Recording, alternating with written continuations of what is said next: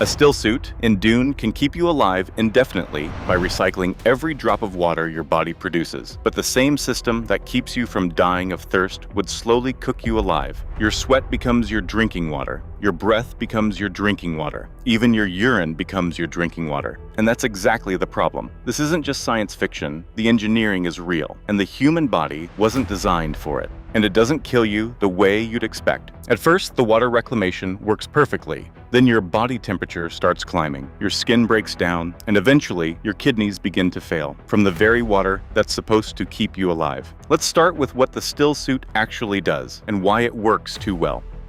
Right now, you're standing on the sand dunes of Arrakis. It's 50 degrees Celsius in the shade, if there was any shade. The air is so dry that moisture evaporates from your skin before you even feel the sweat. Without a stillsuit, you'd lose about 10 liters of water per day through perspiration, respiration, and urination. You'd be dead in less than 48 hours. The stillsuit solves this by creating a closed loop. Every surface touching your skin has microscopic tubes that wick away moisture. Your breath passes through a nose filter that condenses water vapor. Even your urine runs through a filtration system in the thigh pads. A well-tuned stillsuit reclaims about 98% of your body's moisture. We've already built versions of this, NASA suits, submarine systems. The water reclamation part works. We know how to do this. So within hours, you'd have drinkable water. Within a day, you'd have enough to stay hydrated indefinitely, assuming you found food. The stillsuit does exactly what it's designed to do. But here's the thing about closed systems. Every process generates heat, and on Arrakis, heat has nowhere to go. Which brings us to the problem the movie never shows you.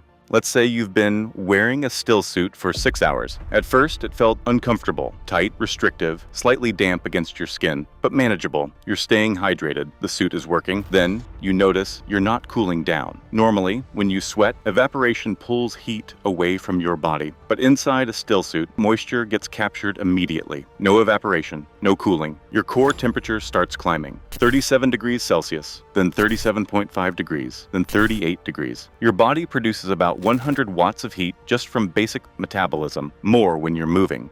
On Earth, you shed that heat through sweating, radiation, and convection. On Arrakis, in a sealed suit, you can't. The human body starts experiencing heat stress at 38.5 degrees Celsius. At 40 degrees, proteins begin to denature. At 41 degrees, you're looking at organ failure. And here's the critical problem. You're generating heat faster than the stillsuit can radiate it away. Engineers call this thermal load management. For the stillsuit to work, it would need massive cooling fins or an active refrigeration system. But in Dune, it's just fabric and tubes. Thermodynamically, that doesn't work. That might not sound catastrophic, but here's the problem. You can't turn it off. The moment you remove the suit to cool down, you start losing water. In desert conditions, you'd lose liters within hours. There's no stable state here. You're choosing between two failure modes: die of dehydration in a day or die of hyperthermia in a week. And this is what most people miss about closed-loop life support. The laws of thermodynamics don't care about your survival. Heat has to go somewhere. And on a desert planet with no atmosphere, there's nowhere for it to go except into your body. But the heat isn't even the worst part, because while you're slowly cooking, something else is happening to your mind.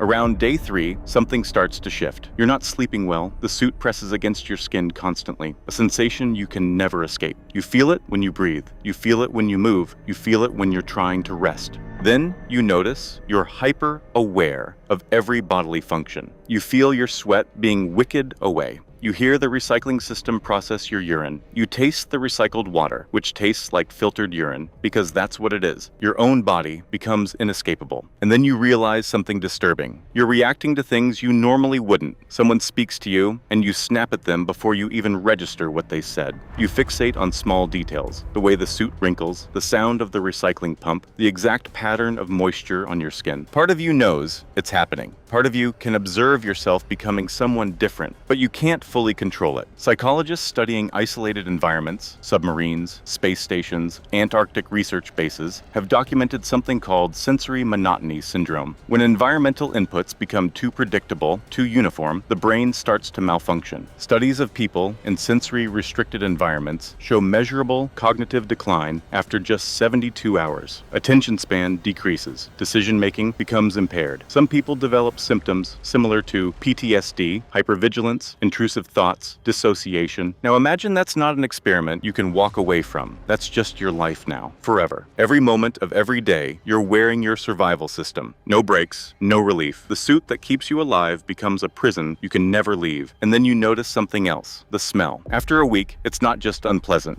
It's overwhelming. Because in a sealed system, bacteria don't just disappear. Which brings us to the contamination problem that makes everything worse. Even if you could solve the heat problem, even if you could handle the psychological toll, the Stillsuit has another problem that might be impossible to fix. Your skin is breaking down. At first, it's just irritation, redness where the suit contacts your body. Then small sores appear. They don't heal because the suit never comes off. Within weeks, those sores become infected. The human body is covered in bacteria, about 1,000 different species, trillions of individual organisms. In normal conditions, that's fine. Your skin sheds dead cells, air circulates, you shower. The bacterial ecosystem stays balanced. In a still suit, there's no shedding, no circulation, no cleaning. Medical studies of people in sealed environments, burn victims in isolation, patients in full body casts, show that bacterial populations explode. Staph infections become common. Fungal growth accelerates. Even harmless bacteria become pathogenic when they're trapped against damaged skin for weeks. And then there's something worse. The water you're drinking is filtered but not sterilized. Every time you recycle your bodily fluids, you're concentrating whatever bacteria and toxins were in them. Your kidneys filter blood. The Stillsuit filters urine, but your kidneys evolved over millions of years. The Stillsuit is just a mechanical filter. It can't catch everything. Here's what makes this particularly concerning. Over time, you're creating a closed-loop contamination system. Bacteria in your water gets into your body. Your body filters it out. It goes back into the water. Repeat. There's no reset, no clean state. Everything inside the system stays inside the system, including the parts of you that are breaking down.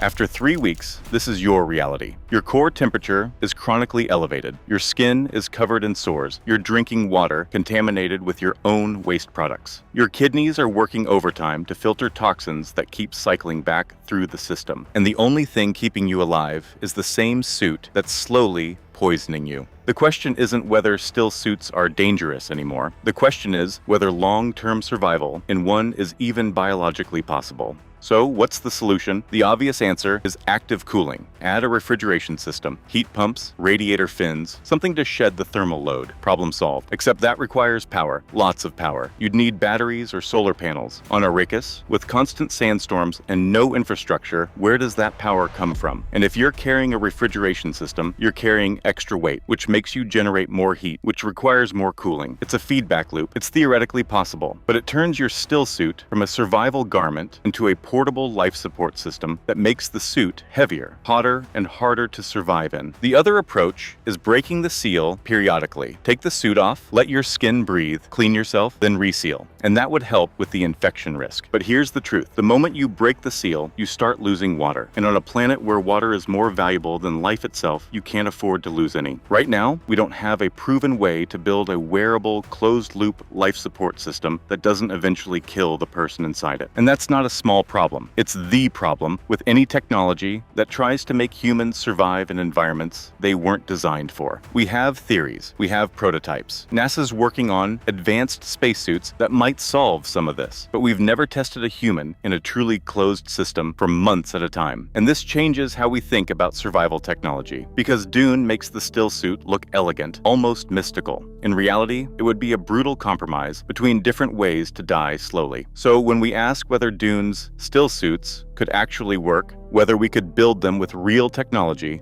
maybe we're asking the wrong question. The question isn't whether we can build a closed-loop water recycling system. We can. We've already done it. The engineering exists. The question is whether a human body can survive inside one for months or years at a time, because the still suit represents something bigger than just a movie prop. It represents the fantasy of perfect efficiency, the idea that we can create closed systems where nothing is wasted, where every resource is recycled, where humans can thrive in impossible environments. Maybe we'll solve that. Maybe we'll figure out thermal management and contamination control and psychological adaptation. Maybe we'll develop technology that makes long-term, sealed survival possible. But Dune's still suits aren't just survival technology. They're a test of whether the human body can be optimized for efficiency without breaking down in the process. And right now, the human body is failing that test.